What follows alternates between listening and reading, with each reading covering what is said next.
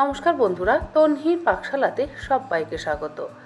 আজ শেয়ার করব রঙিন পাটিসাপটা বা সবুজ পাটিসাপটার রেসিপি।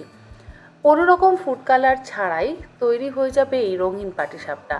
আর শীতকালে পাটিসাপটা খেতে আমরা সকলেই কিন্তু ভারী পছন্দ করি। তাহলে দেখে নেওয়া যাক সমস্ত টিপস অ্যান্ড ট্রিক সহ আমার আজকের এই রঙিন পাটিসাপটার রেসিপি। পাটিসাপটা বানাবার জন্য প্রথমেই নিয়ে নিচ্ছি হাফ কাপ পরিমাণে চালের গুঁড়ো। এখানে আমি আতপ চালের গুঁড়ো কিন্তু ব্যবহার করেছি। অনেকেই আমার থেকে জানতে চান যে সেদ্ধ চাল না আতপ চাল, কোন চালের গুঁড়ো ব্যবহার করলে পাটিসাপটাটা সুন্দরভাবে তাওয়া থেকে উঠবে। যে কোনো চালের গুঁড়োই ব্যবহার করবেন, তবে মাপটা সঠিক নেবেন। হাফ কাপ পরিমাণে দিয়ে দিলাম চালের গুঁড়ো, 1 কাপ পরিমাণে দিয়ে দিলাম ময়দা, তার সাথে দিলাম হাফ কাপ পরিমাণে সুজি। এর মধ্যে দিয়ে দিচ্ছি 1/4 কাপ পরিমাণে চিনি আর 1/4 চা চামচ পরিমাণে লবণ। সমস্ত শুকনো উপকরণ প্রথমে খুব ভালো করে মিশিয়ে নেব। তারপরে এর মধ্যে দিয়ে দেব 1 কাপ পরিমাণে জল। তবে 1 কাপ জল কিন্তু এর মধ্যে লাগবে না, এর থেকে বেশি পরিমাণে জল লাগবে। কিন্তু এই পাটিসাপটাতে যেহেতু আমরা অন্য একটা উপকরণ ব্যবহার করব, সেই জন্য জলটা পরে অ্যাড করব। 1 কাপ পরিমাণে জল দিয়ে ব্যাটারটাকে একদম ঘন করে গুলে রাখবো।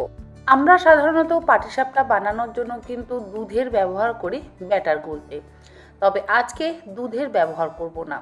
দুধের ব্যবহার করলে পারফেক্ট রং বা কালারটা আসবে না, সেই জন্য ব্যাটারটাকে আমরা জল ব্যবহার করে গুলে নেব।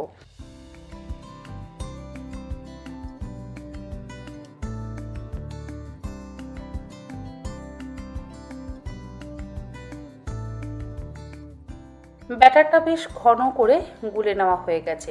এবার এই ব্যাটারটাকে আলাদা করে সরিয়ে রাখছি।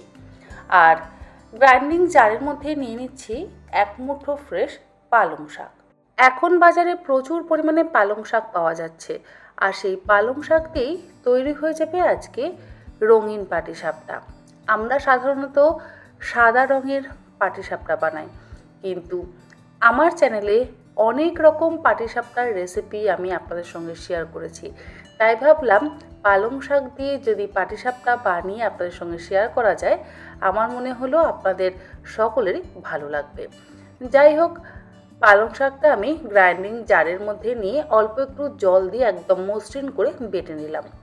তারপরে সেটাকে ছাঁকনি দিয়ে ছেঁকে ওই সুজি, চালের গুঁড়ো আর ময়দার ব্যাটারের মধ্যে দিয়ে দিচ্ছি। এখানে ব্যবহার করব আরও 1 কাপ পরিমাণে জল। আগে আমরা 1 কাপ পরিমাণে জল দিয়ে ব্যাটারটাকে গুলে নিয়েছি। এবারে পালং শাকটাকে দিয়ে আরও 1 কাপ পরিমাণে জল দিয়ে আমরা ব্যাটারটাকে তৈরি করে নেব। আর হয়তো আপনারা ভাবতে পারেন যে পালং শাক বেটে ব্যবহার করবার জন্য কোনো রকম বাজে গন্ধ হতে পারে, কিন্তু একেবারে কোনো রকম বাজে গন্ধ হবে না যদি আপনারা পালং শাকের পরিমাণ কম ব্যবহার করেন। জলটা দিয়ে খুব ভালো করে ব্যাটারটাকে গুলে নিচ্ছি।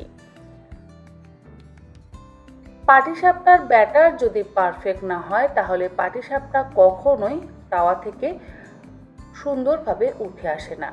সেই জন্য চালের গুঁড়ো, ময়দা, সুজি, চিনি এবং জল, এই পরিমাণগুলো একদম সঠিকভাবে ব্যবহার করতে হবে।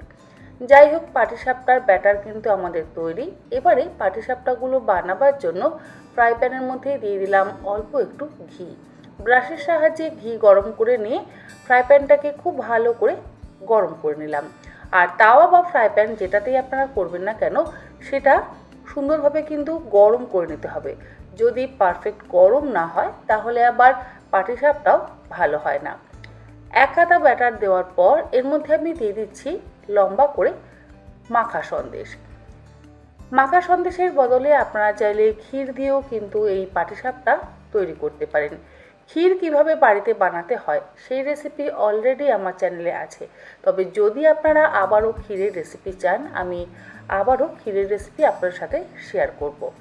যাই হোক, দেখুন আমি ধীরে ধীরে খুন্তির সাহায্যে পাটিসাপটাটাকে রোল করে তুলে নিচ্ছি। আমি কখনো পাটিসাপটা কিন্তু চ্যাপ্টা চ্যাপ্টা করে বানাই না, সবসময় এইভাবে গোল গোল রোল করে পাটিসাপটা বানিয়ে নিই, এতে দেখতে সুন্দর লাগে। পাটি কথার অর্থ কিন্তু মাদুর, আর সাপটা মানে সাপটে তুলে আনা। মাদুর যেভাবে আমরা গোল গোল রোল করে তুলে আনি, ঠিক সেইভাবেই আমাদের পাটিসাপটাগুলোকে একদম যদি গোল গোল রোল করে সাপটে তুলে আনা হয়, তাহলে কিন্তু সেই পাটিসাপটা দেখতে অসম্ভব ভালো লাগে। যাই হোক, একই রকমভাবে সমস্ত রঙিন পাটিসাপটা আমি বানিয়ে নিচ্ছি, আর আশা করি আপনাদের পাটিসাপটার রেসিপি ভালো লাগলো। এই রকমভাবে আপনারাও বাড়িতে পাটিসাপটা বানান, আপনাদেরও কিন্তু একদম পারফেক্ট পাটিসাপটা তৈরি হবে। আর চালের গুঁড়ো, সুজি, ময়দা, চিনি এবং জলের সঠিক মাপটা যদি আপনারা খেয়াল রাখেন, তাহলে শুরু থেকে শেষ পর্যন্ত সবকটা পাটিসাপটা সুন্দরভাবে কিন্তু তাওয়া বা চাটু থেকে উঠে আসবে। আশা করি আমার আজকের এই সবুজ পাটিসাপটা বা রঙিন পাটিসাপটার রেসিপি আপনাদের ভালো লাগলো। ভালো লাগলে এইরকমভাবে একবার অন্তত বাড়িতে বানাবেন। আমার মনে হয় বাচ্চা থেকে বড় সকলেরই ভালো লাগবে। আজ তাহলে এই পর্যন্ত, আবার হাজির হয়ে যাব অন্যদিন অন্য কোনো রেসিপি নিয়ে। ভালো থাকবেন, সুস্থ থাকবেন, ধন্যবাদ।